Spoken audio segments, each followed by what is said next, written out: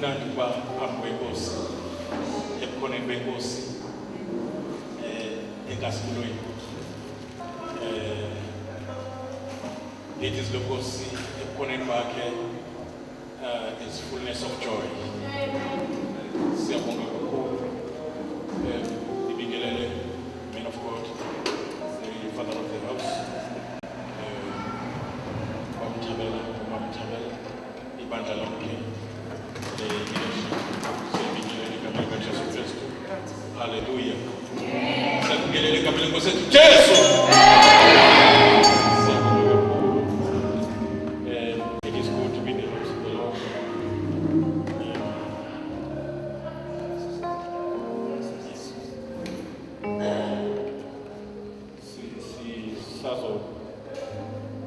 Sisazobonga kahle, sibingelele kahle usuku lokuqala kodwa ke tomorrow sizoqala ngesikhathi bazalwane.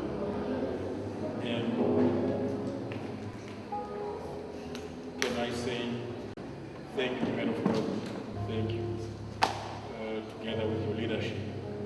But noma sithathe ngendlela esithathe ngayo kodwa nifundisane ukuba inkosi izokhuluma kanye nathi kule ndawo. Sizongena emxholweni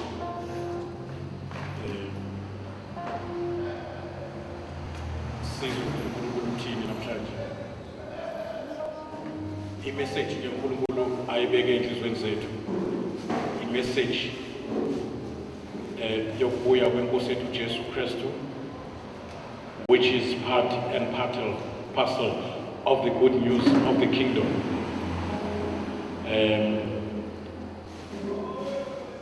So kubalulekile ukuthi njengebandla, njengabantwana bakaNkulunkulu, kanti nabantu nje bakaNkulunkulu bezwe ngendaba yokubuya kwenkosi yethu Jesu Kristu. It's a very important message. Ungakuthelwa kulezi nsuku esobe sikhona siku-update ngezimo lezo zibonayo sisicombination neziprofeto zezwi lenkosi, inkosi mayinkosi.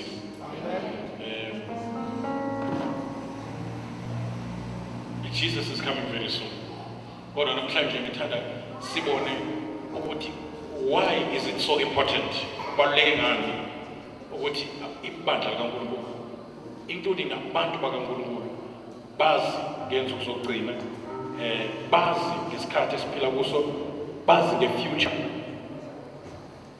yomuntu okholwayo nomuntu ongakholwa throughout eternity, bazi nge-future yomhlaba esihleli kuwo ukuthi sikuphi manje, siyaphi, useduze kangakanani la siyakhona, uJesu useduze kangakanani abuye. So ngoba siyi-generation bazalwane engicabanga ukuthi sekupossible ngamandla ukuthi amehlo ethu ambone uJesu ebuya, abaningi phakathi kwethu bengazange baye emangcwabeni. uJesu Kristu uthembisile laphana encwadini kaJohane 14. Mhlawumbe ke sizocela kube khona ozosinikela asifundele, abambe microphone. Yes, abambe microphone and ayinikele tuzofunda nje throughout this mini seminar. Malibonga igama lenkosi. Thembisile kuJesu Kristu ukuthi he will come back again azolanda ibandla lakhe. Uthi ngiya ekhaya kaBaba, uthi kunendawo ngiyoyilungisa khona, emveni kwalokho ngizobuya ngizonilanda ukuze lapho ngikhona nibe khona nami. So isithembiso lesonkulunkulu asishilo before ahambe emhlabeni. Uyikhulume kubafundi bakhe lonto, inkosi mayinkosi. So kubalulekile kakhulu ukuthi le message izwakale, imessage engazwakali kalula, engashungelwa, engafundiswa. Kodwa ke kubonakala ukuthi kulezi nsuku kubalulekile ukuthi ifundiswe bazalwane. Kune clip ke engiyithandayo ehambisana naleli verse laphana kwabaseKorinto bokuqala chapter 15 verse 51 and 52. usifundele nje lawo mavesi amabili and then kuyasithi ngena kule clip sizwe ukuthi kuthiwani khona. Malibonge igama lenkosi. Awusifundele ke sisi incwadi yokuqala kwaseKorinte chapter 15 verse 51 and 52. Awusifundele ke sisi. Yes. Bhekani, ngiyanitshela imfihlakalo, asiyukulala sonke, kepha siyakuguqulwa sonke, ngesikhashanyana ngokuphazima kweso, ngecilongo lokugcina, ngokuba icilongo liyakukhala, abafileyo bavuswe, bengenakubola, thina siguqulwe. Ngicela sibalamele baba ngcwele izwi lakho liphilile lingamadoda asiqondisa endleleni lisinike ithemba Nkosi lisivula amehlo isifinyelelise ekwazini iqiniso lakho. Khuluma-ke ngalo Nkosi yami ulabe ngezwi ngoba uNkulunkulu wezwi lakhe egameni kaJesu Kristu Nkosi yethu. Amen. Siyabonga. Now ufake uJesu esebuya uzobuya ezolanda bakhe, uzobuya azolanda abaqale bamamkela kuye, ebese yena mayebuya abamkelele kuye ukuze lapho ekhona babe khona kanye nabo. Inkosi mayingusisi. So imessage le okubaluleke kakhulu ukuthi sizwe njengabantwana bakaNkulunkulu sihlale sazi ngesikhathi esiphila kuso, sazi ngokuthi maduzane nje ake ngibeka nje uzodlula usuku lakusasa kulolu suku olulandelayo ngicabanga kuzobe kulesine sizobe sichaza ukuthi sisho ngani ukuthi sisekugcineni kwenzuku zokugcina, sisho ngani ukuthi sekuseduze uJesu abuye. Sobe sichaza izibonakaliso ezikhomba ukuthi sekuseduze kakhulu uJesu abuye azolanda ibandla lakhe. Inkosi mayingusisi. Right. Besalungisa umshini ake sibone lapha na John 14 verse 1. John 14 verse 1. Ke sizwa amazwi kaJesu lapho ekhuluma ngokwakhe uthi uJesu mayiqala nje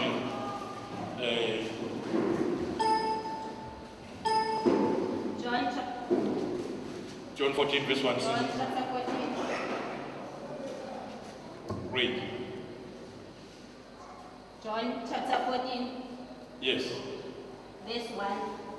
Inhliziyo yenu mayingakhathazeki, kholwani kuNkulunkulu, nikholwe nayimi. Ekhaya likaBaba kukhona izinto eziningi. Uma bekungenjalo, bengiyakunitshela ukuthi ngiya ukunilungisela indawo. Nanxa ngiya nginilungisela indawo, ngokuye ngize nginibuyisele kimi ukuba lapho ngikhona nibe khona nani. Isithembiso lamagama ogcina ngiyobuye ngize yisi kusho ukuthi nginilande ngamanye amazwi ukuze lapho ngikhona njengamanje nibe khona kanye nani. Isithembiso ke leso uJesu asishilo kubafundi bakhe nasisho kithi njengebandla lakhe bonke abakholwa enkosini uJesu Kristu. Malibonge igama lenkosi. Right. Now ufuna ke singene ke esizathwini sisho ngani noma kubaluleke ngani ukuthi sazi ukuya kwenkosi yethu Jesu, sazi ngezinsuku esiphila kuzo, sazi ngama end time events izinto ezokwenzeka uma uJesu ebuya nezimpawu ezikhombayo ukuthi uJesu useduze. Kubaluleke ngani ukuze sazi lokho na? Right.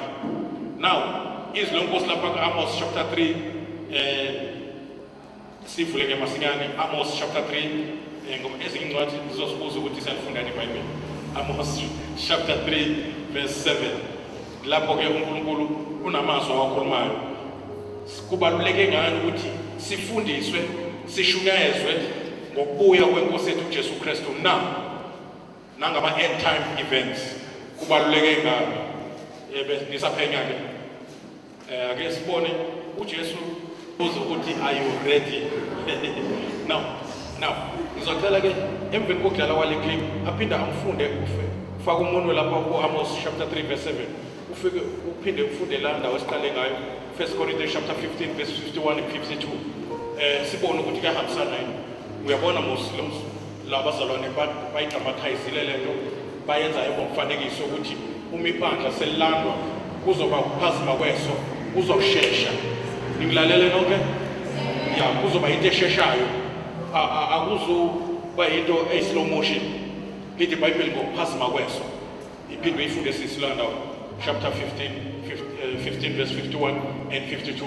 Now the question is, are you ready for the coming of Jesus? Ngoba kuzoba nzima kwabazosala. As you can see, laba basalile, they are regretting, they are crying because they can see what now they are left behind. Bashiyekile basele. And it's going to be very terrible kwabazosala ma uJesu zelanda ibandla. Yeah. Funda ke sisi. Verse 51. Bekani ngiyanitshela imfihlakalo, asiyukulala sonke, kepha siyakuguqulwa sonke ngesikhashanyana ngokuphazima kweso ngecilongo lokugcina, ngokuba icilongo liyakukhala, abafileyo bavuswe bengenakubola, thina siguqulwe. Ngiyayizwa londa. Now kuthiwa lento izokwenzeka ngokuphazima kweso ngesikhashanyana. And lithi iBhayibheli ke lapha eqaleni baliqala lithi asiwulala sonke. Ngiyayizwa londa. Now kusho ukuthi uJesu mayibuya uzobuya abanye besaphila bengakayi emangcwabeni. And it is very possible ukuthi noma umthatha umasingcwabisane ungenzeka angasebenzi. Now so prove la insukwini ke lokho ukuthi sikusho ngani lokho ukuthi sisekugcineni siyi-generation ezobona uJesu ebuya. Are you listening to me? Amen. Yes. Now, but tonight ufuna nje sibone ngokukhulu ukushesha izizathu ezibekwa iBhayibheli ezikhomba ukuthi kubalulekile ukuthi thina sazi ngokuya kwenkosi yethu uJesu Kristu. Now vele iBhayibheli lisho njalo, awufundeke lapha ku-Amos chapter 3 verse 7. Verse 7.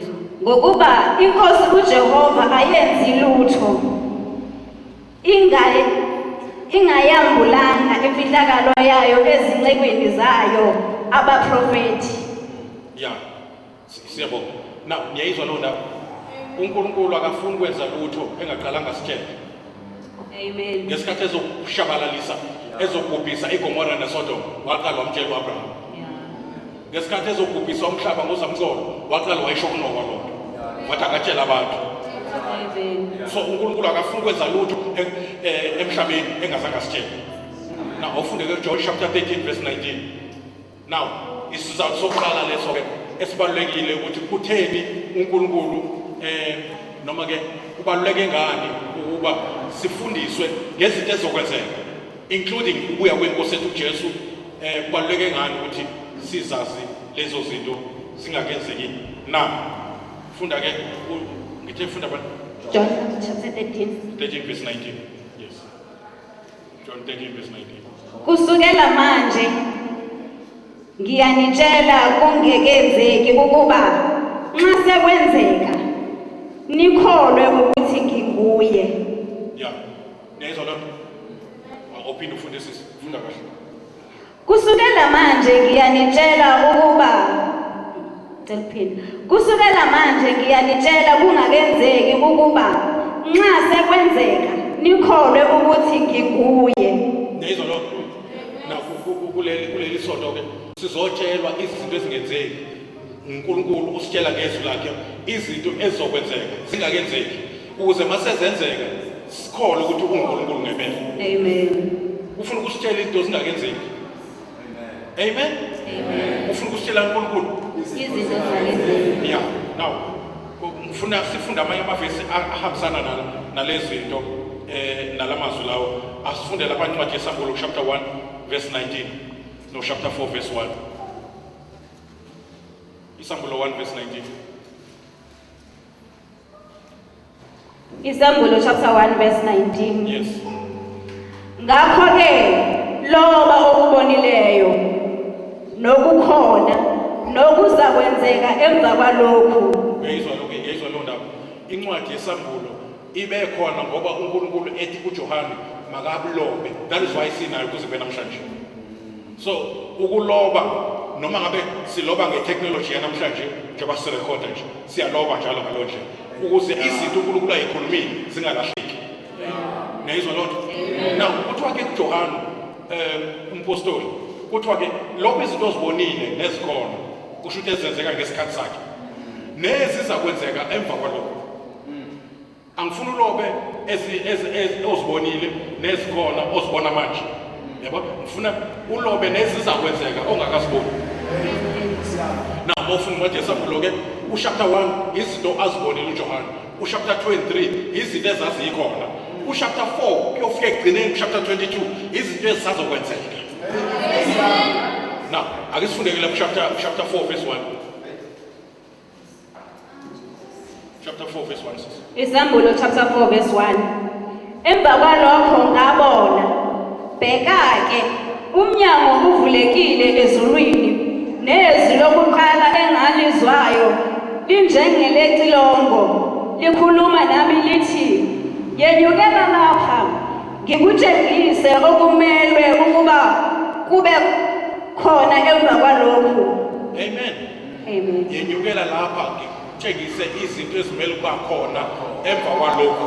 Manje emva kwalokhu usho ukuthi emva kwe-present dispensation, emva kwesikhathi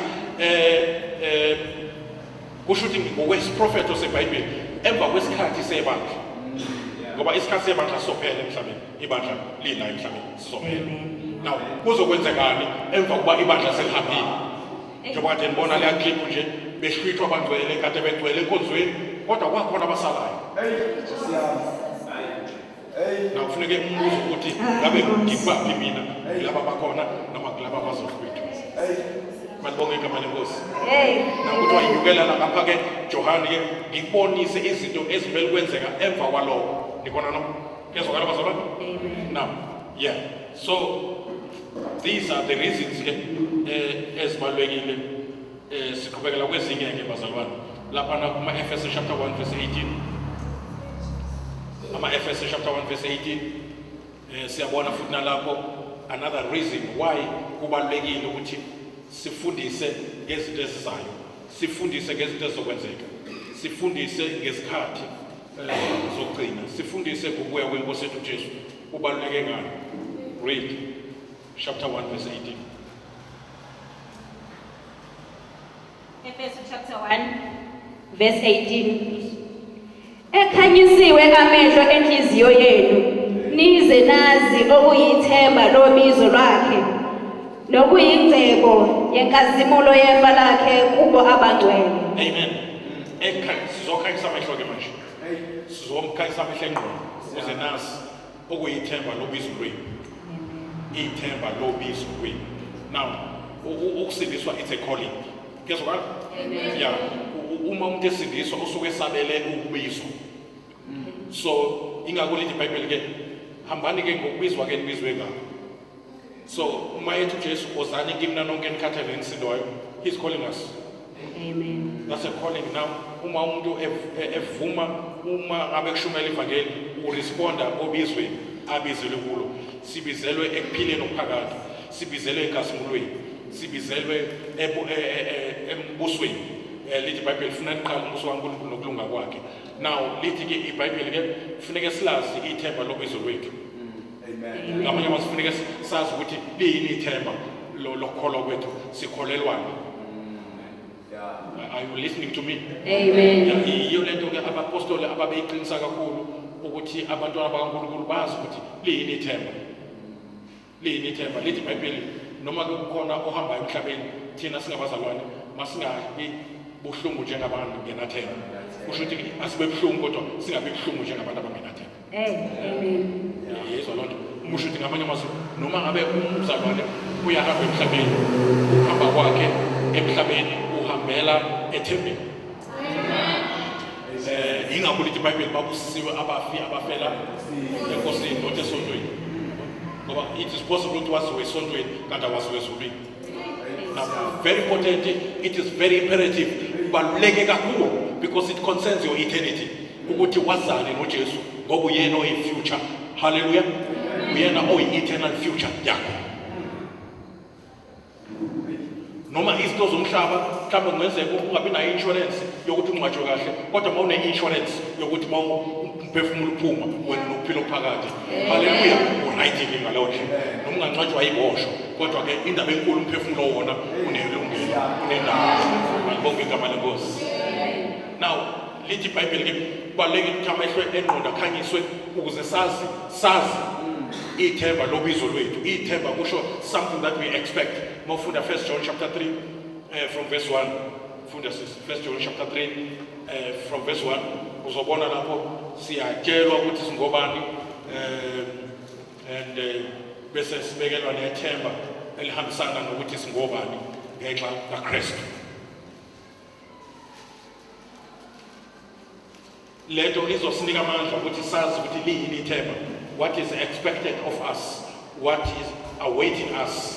Lithi iBhayibheli iso elingabonanga indlebe engazange ibuzwe nongazange ukuthi qathe enhlizweni yomuntu yikho lokho uNkulunkulu akulungiselele abamthandayo.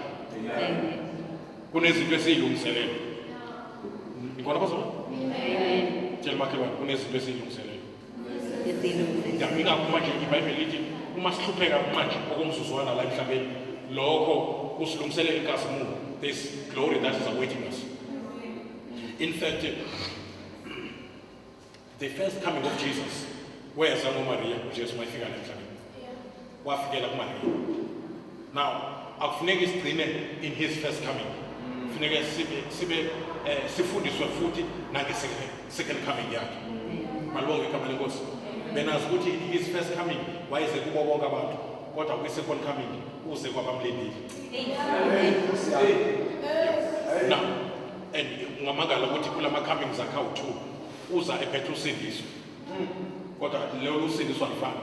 Lukhona usindiso afike nalo okokuqala, lukhona usindiso eza nalo okwesibili. Lolo lwesibili usindiso olwabasindisiwe. Lolo qala usindiso afika nalo okokuqala olwabangasindiswanga. Amen. Once again uamkele usindiso lokufika kwakhe kokuqala uyaqualifya ukungena osindisweni lokuza kwakhe kwesibili. Malibonke igama lenkosi. Amen. Now ikuphi lapho ufuna Johana uqala funda ke verse 1.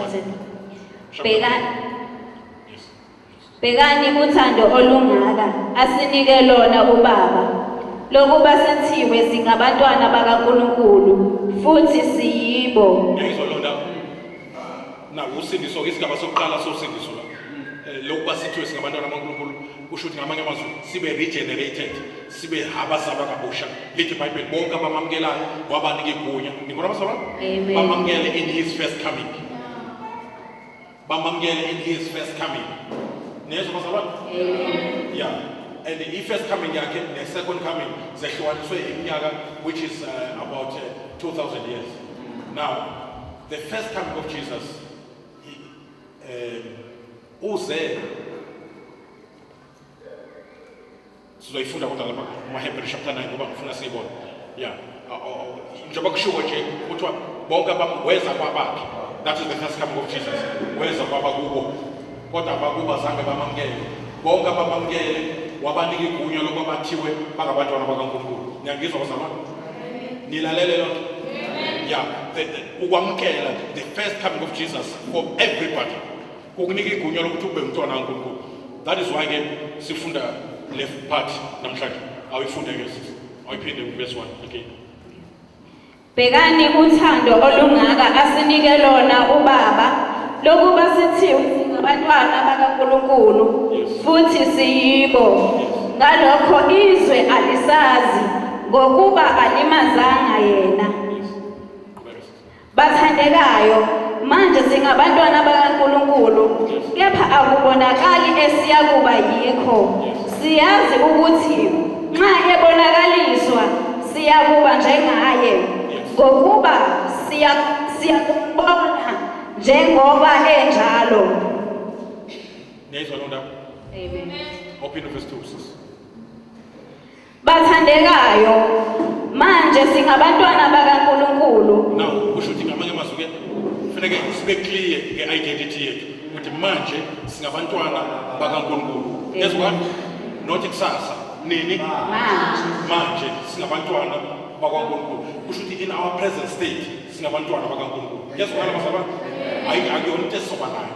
Bese lithi-ke baliqhubeka lithi-ke akabonakala esizoba yikho. Alisho ukuthi akukho, lithi akabonakala. Kusho ukuthi lento esoba yiyo seyikhona kithi kodwa sekuselubi manifeste ibonakale. Amen. Now ukubonakala kwayo-ke, it is this another phase of salvation. Guess what? Yeah. Okwamanje singabantwana bakaNkulunkulu positional. Singabantwana bakaNkulunkulu ngokwamukela uJesu. Kodwa the time will come la lento esiyiyo in the inner man izophumela ngaphandle i-affecte ngisho imizimba yethu siguqulwe sibe esinye isimo. Nikhona bazalwane? Yes, qhubeka sisi. Bathandekayo, manje singabantwana bakaNkulunkulu, kepha akukabonakali esiyakuba yikho. Siyazi ukuthi nxa ebonakaliswa siyakuba njengaye, ngokuba siyakumbona njengokuba enjalo. Yes, leli gama lokubonakaliswa lisho the second coming. Lithi sizoba njani? Now sizoba njengaye. Kufanele sazi ukuthi manje sizoba njengaye in what way? Ngoba nale yokuthi singabantwana bakaNkulunkulu sinjengaye futhi. Mawufunda kuyona le ncwadi chapter 4 verse 17 lithi iBhayibheli ulibonakalise lothando ngokuthi iqhubeka ithi kunendawo engiyithandayo ethi as he is so are we in this world. Ukusho ukuthi ke njobe njalo sinjalo. Yabo? Kusho ukuthi ke sifana naye ngokwangaphakathi. In the inner man njoba sizele uNkulunkulu sesifana naye. Sesifana naye ngokwangaphandle. Imizimba yethu iqulwe ibe yesikisini.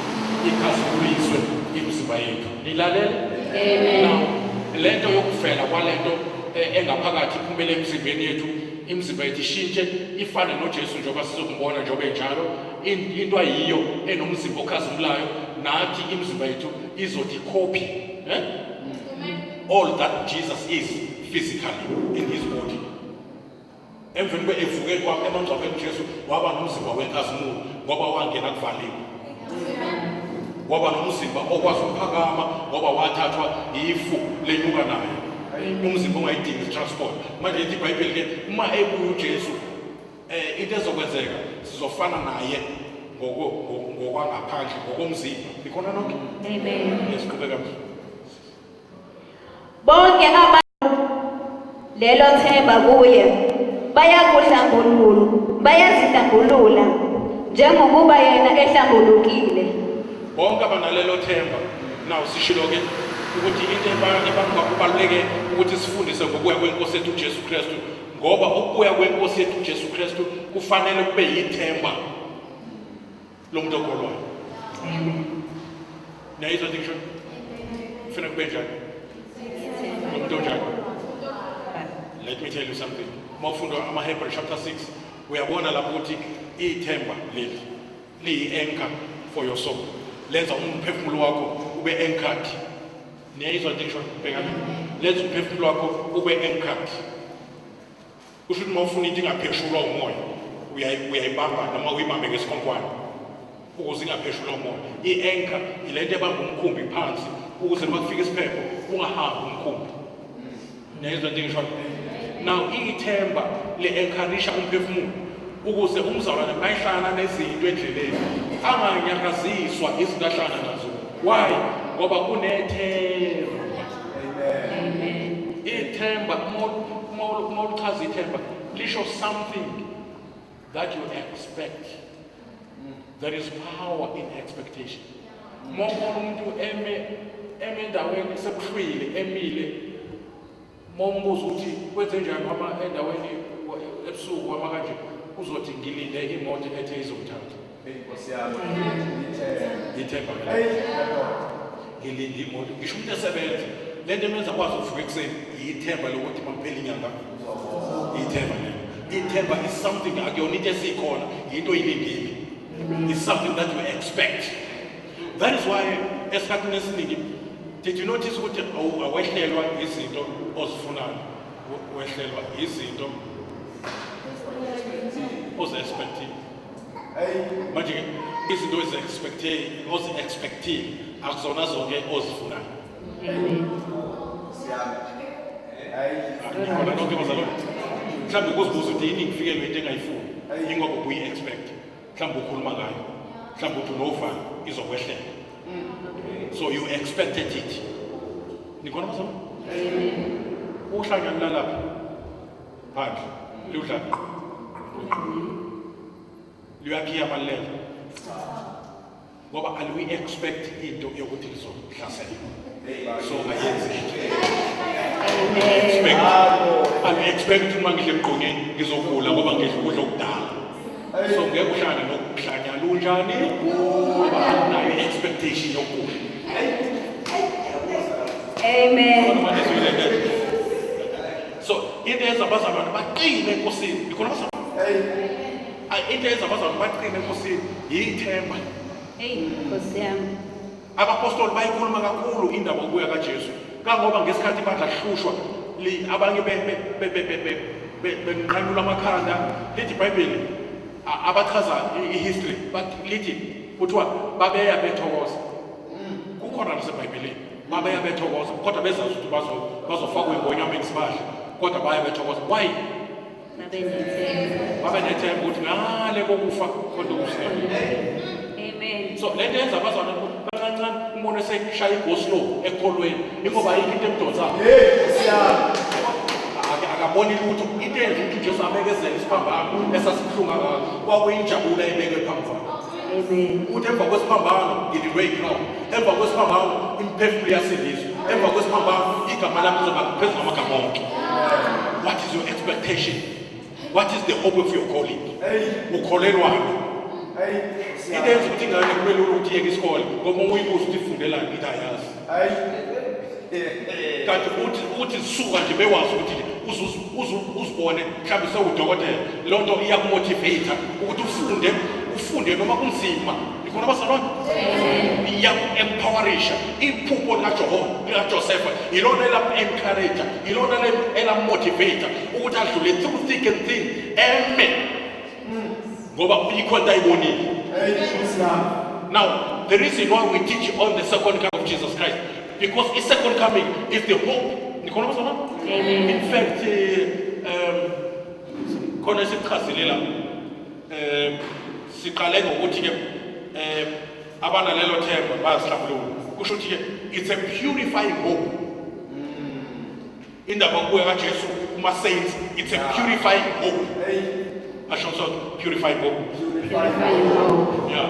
Mawuthe enganeni hayi kodwa ezamanje sekushoke emakhaya mawuthe kusasa siye eThekwini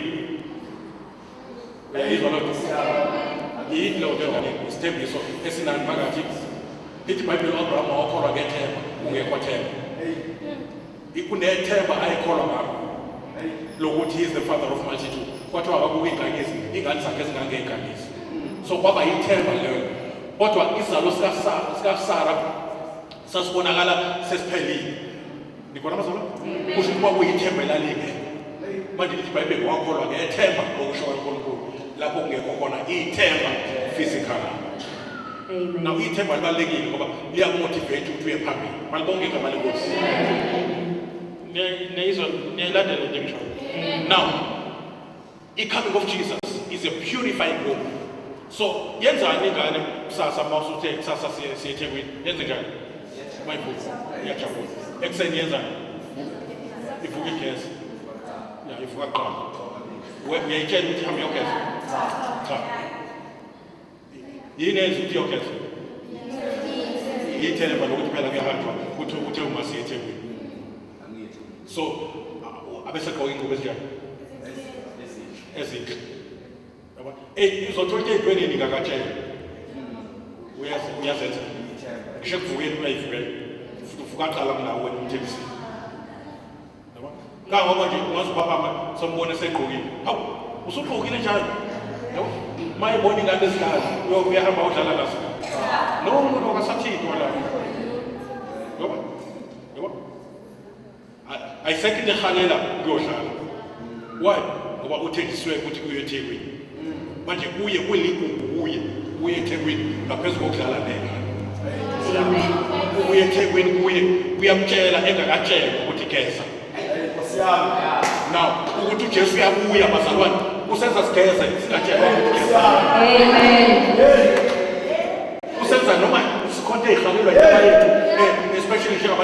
uthi uma uyabheka ukuthi ulindweni uthi ukhomerishe njengoJoseph wayebuka umkaPotifaro abuke iphupho lakhe ukuthi uzokhothanyela abuke umkaPotifaro abuke iphupho yabona le kaPotifaro uthi ayisho lutho le abaleke akushiye manje ngenxa yethemba.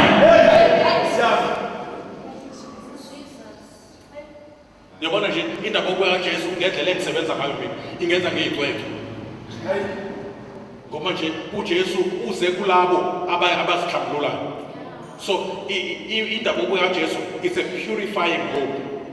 Ikwenza uyipurify ungazange kusho umfundisi. Uhlala ngosonke sika nomthandazo baba igazi lakho manje lihlambulule because you want to be ready when Jesus comes. And indaba kaJesu bazalwane nakho okushoyo it's a comforting hope. Mawufunda lapha incwadi yokuqala baseThessalonika chapter 4 uqale from verse 16. It's a comforting hope. Ushuthi yithemba eliduduzayo.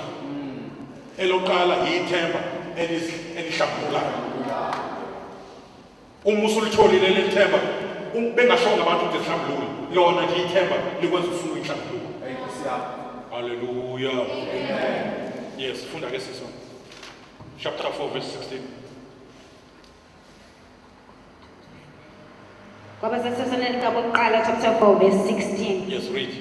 Ngokuba inkosi uqobo iyakwehla ezulwini ngezwi lenhlokoko ngephimbo lengelosi enkulu nangecilongo likaNkulunkulu nabafileyo kuKristu bayakuvuka kuqala. AbaKristu abaphilayo nasebefile kuthiwa laba abafileyo siyobalinda bavuke bese sihlangana nabo emafini bese siyohlangana nenkosi emoyeni. Ngiyabongela inkosi. Oh Nkosi yami. Kuthiwa ke lamazwi ke yenza njani ngawo? Induduzanani ngalamazwi. Induduzo is to uma ududuza umuntu usuke ubulala ipain. Nkosi yami nje umayishonelwe ukhuluma amazwi ani mayishonelwe umuntu induduzo. Now la induduzo kodwa la injengomjovo. Injengomjovo umuntu mayizokhishwa izinto. Induduzo yabantu abashonelwe uqala ngokuthi ezobuhlungu kuqala bese yaduduzwa. But ke umuntu ozokhipha izinyo uqala ngokuthi enze njani qala ajove kusho ukuthi ngamanye amazwi afakwe induduzo engakabuhlungu ingakenzeki into ezobabuhlungu kuye. Na ucela ke indaba kaJesu niyibuke ngalohle niyezwa niyibuke njengomjovo ojova wena enhlizweni nasengqondweni ukuze makufika izilingo kufika inkathazo zasemhlabeni uthukwa ngenxa yegama kaJesu ungezweni ube ne-painkiller. Awu nikona nonke bazalwane ube nani nabakuthukayo kuvuka ivesi lithi kusiswe xa benithuka bensengela yabo manje why bekezele because manje ithemba ingakho uPaul usethi ukuhlupheka kwethu okululana okungokomzuzwana ukuhlupheka kwethu usizi lwethu olulula nolungolomzuzwana asho so usizi olulula olungolomzuzwana ushindoda eyahlupheka ngenxa yevangeli kodwa manje ngenxa ye-painkiller ukuthi usizi njani manje uma uyasizwa lezi zinto zokuya kaJesu uba umzwana nozwelayo nomhletshile uyezwela uthi ngumjovo wemfundiso zokuya kaJesu. Bobana basayizwa manje le indaba ye-second coming, it's a comforting hope. Now mafunda uTitus chapter 2 verse 13. Titus says T2 chapter 2 verse 13. T2 chapter 2 verse 13. Now siyabona ukuthi lapho indaba i-message yokuya kwenkosi yethu Jesu, it's a blessed hope. Asonke blessed hope. Siqale sathi it's a purifying hope. Ithemba eliletha inhlambuluko. Sathi nokwesibili sathi ithemba lenze njani? Comforting hope. Eliduduzayo. Duduza nani ngalamazwi okuya kwenkosi yethu Jesu. Now, sithi here, it's a blessed hope. Why we teach on the second coming of Jesus? Because the coming of Jesus is a blessed hope. Funda ke sisi. Tito chapter 2 verse 13. Tito chapter 2 verse 13. Yes. Sibheke ithemba elibusisiweyo nokuvukela kwenkazimulo kaNkulunkulu omkhulu nomsindisi wethu uJesu Kristu. Phinda futhi.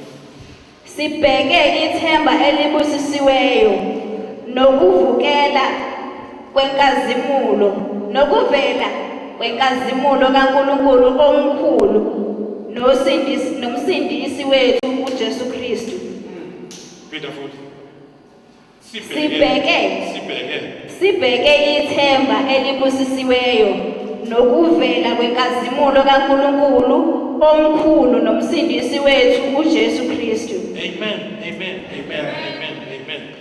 Leti Bible yithemba elibusisiweyo asho so ithemba elibusisiweyo. Ithemba elibusisiweyo. Now if we teach you on the second coming of Jesus, we are giving you a blessed hope.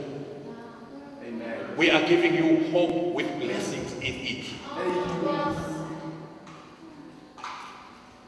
In fact, bazalwane, if you read the Bible about the future events or the prophetic part of the Bible, it takes almost 1/3 of the whole Bible. 1/3 of the Bible is prophetic, bazalwane.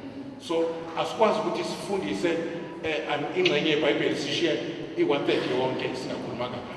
So that is why it's so important ukuthi sifundise ukubuya kaJesu Kristu ngoba iziprofeto eziqondene nama end time events zithatha ingxenye enkulu yeBhayibheli. Malibonke igama lenkosi. Nilalela. And kubalulekile ukuthi singabantwana bakaNkulunkulu siyiculele ngoma. 1 Corinthians chapter 16 verse 22. Incwadi yokuqala kwaseKorinte chapter 16 verse 22.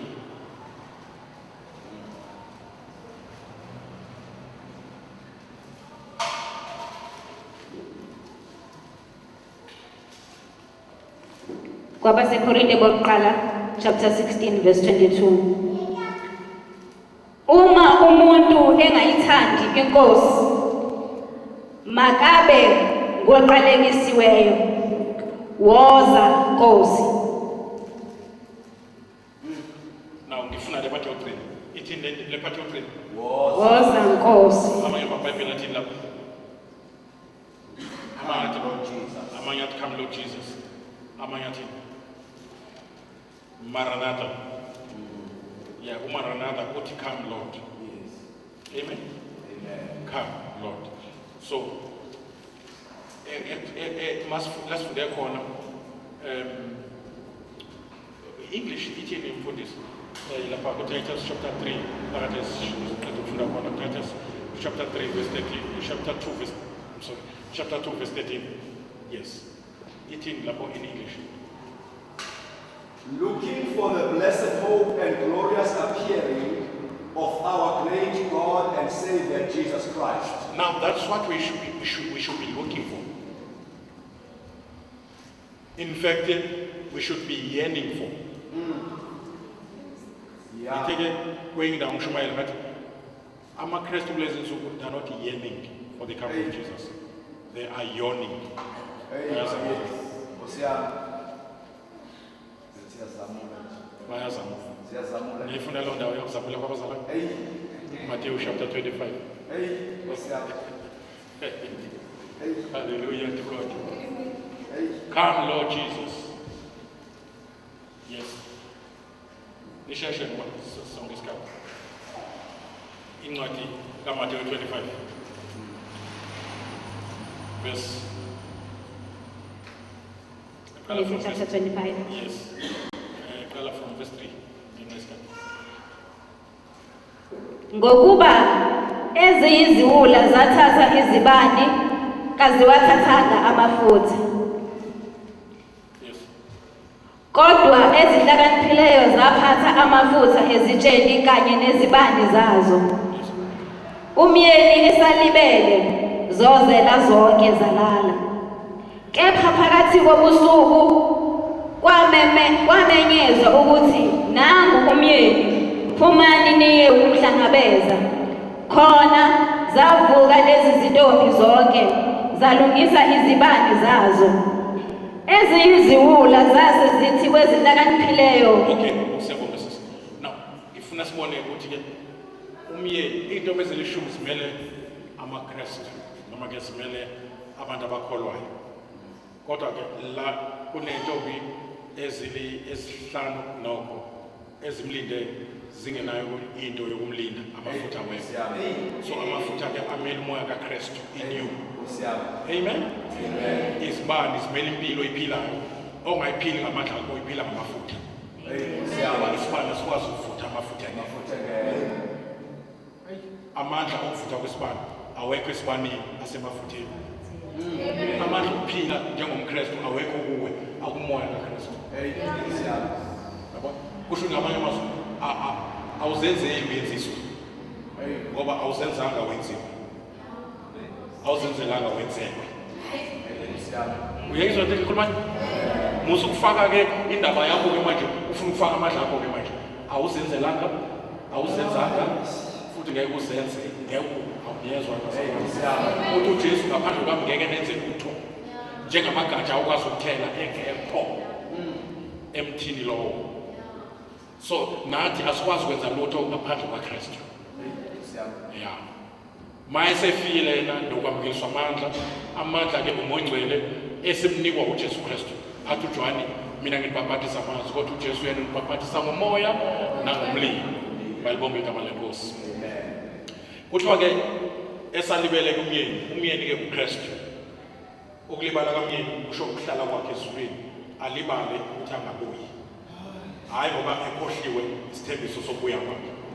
Kodwa mawufunda incwadi yesibili kaPetro chapter 3 lithi iBhayibheli lokho kwenza ngabomu ngoba engathanda abantu babhubha. Amen. Uyizwa nje? Yeah. Ungathi udile amabomu ngoba efuna unawo uzusindiswa. Manje uzosuka kuye kanti wena awalezwi ifanele. Now mawufunda ke lapho kuthiwa ke esalibele umyeni zenze njani into bezilishumi. Zonke edlalile nesisiwula zafika ukuthola. Kodwa bheka manje bekusaka hlabaza abantu bafike lokuthola. Spiritual, basele spiritual. Nebebevuka bathandaza basafuthandaza manje. Abantu bayakanye ngesonto, baya ngesonto enkozweni. Kusuka lomsongozo bomgqibelo balibele into zabo. Ukulala iBhayibheli uzalivule ngoba sekusho umfundisi. Ekhaya kalivule. Ubuthongo benjalo. Bayakwazi ukuhlala abazali bangakhombisana kuphela inyama. Ubuthongo njalo lo. Ready for the coming of Jesus. Hey, namsini kwamuzisa. Ngithi ingozi le ibandla lilele.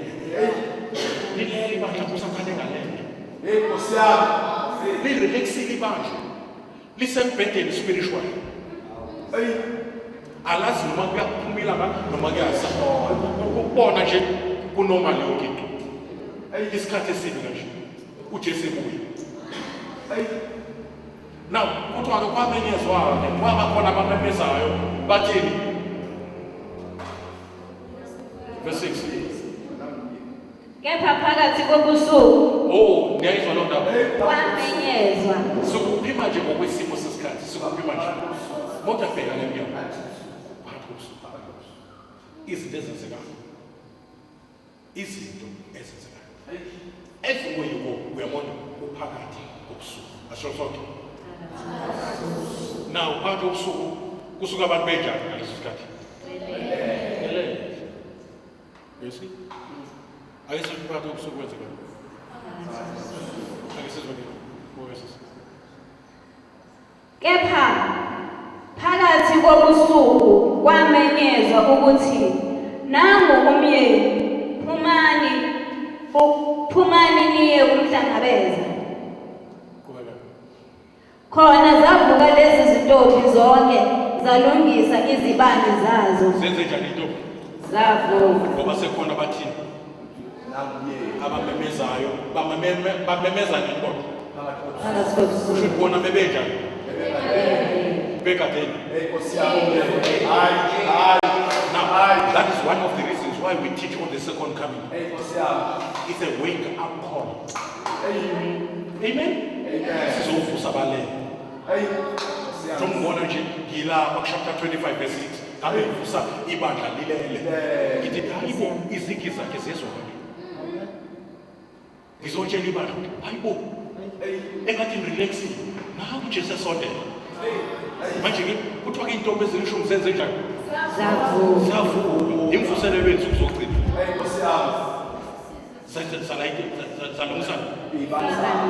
Salungisa ibanga. Sasithrima isibani. Uthima isibani kusho ukuthima impilo yakho. Yabo ilungele ukuthi bazohlabisa ngoba kwakuyisiko kwaJuda.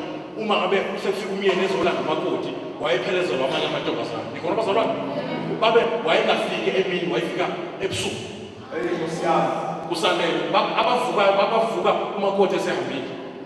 Indlela kwakushadwa ngayo kwaJuda kudala. Nikhona bazalwane? Wayengafika abantu bebhekile wayefika kule. Ingakho iBhayibheli lithi masihlale silindile. We must be watchmen. I-watchman ke umuntu ohlala elindile engalele. Malibonke igama leNkosi. Sisalandelana. Sikhuluma ngezathu njalo esibangela ukuba kubaluleke kakhulu ukuba sishumayele ngokuya kweNkosi yethu Jesu Kristu. Amen. Right.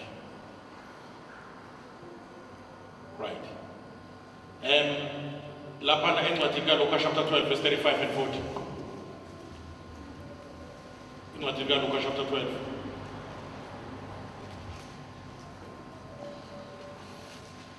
Luke chapter 12, Verse 35. verse 35.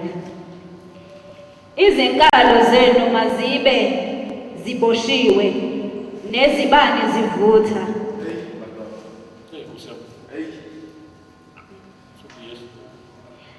Nani yibani njengabantu ababheke inkosi yabo ibuya emshadweni ukuba nxa ifika ingqongqotha bayivulele masinyane.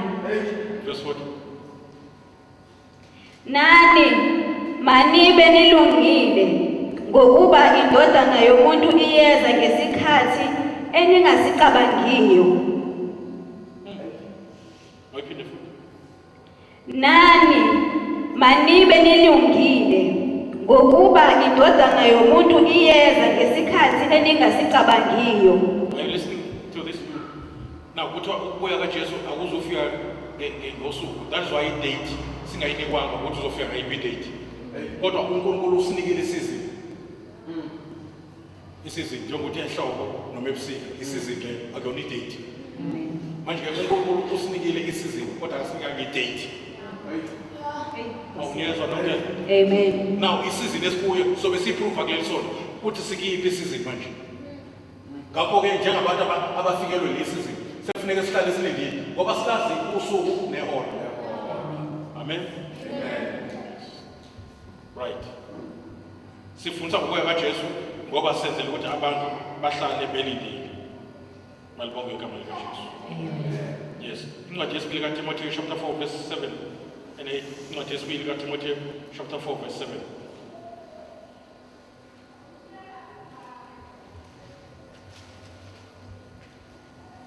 Second Timothy chapter 4 verse 7. Yeah. Ngikulwile ukulwa okuhle, ngiqedile ibanga, ngigcinile ukukholwa. Yes, correct. Sengibekelwe umqhele wokulunga eyakungipha wona ngalolo suku inkosi. Umahluleli olungileyo kungeyimi ngedwa, kepha bonke abathandile ukubonakala kwayo. Next. Peter verse 8. Sengibekelwe umqhele wokulunga engiyakuphiwa wona ngalolo suku inkosi. Umahluleli olungileyo kungeyimi ngedwa, kepha bonke abathandile ukubonakala kwayo. Abathanda ukubonakala kwayo. English. Verse 7. I have fought the good fight, I have finished the race, I have kept the faith. 3 things. It is kufuneke umzalwane azibambe. Hey. 1, to fight a good fight. To fight. As long as we are fighting. Hey. Amen. Amen. Mastandazo, you are fighting. Hey. More from the Bible, you are fighting. Hey. More confess positively, you are fighting. More because you are fighting. More Niela, did you know what you are fighting? Hey. Uniela is a fight. Even against the spirit of poverty. Hey. You are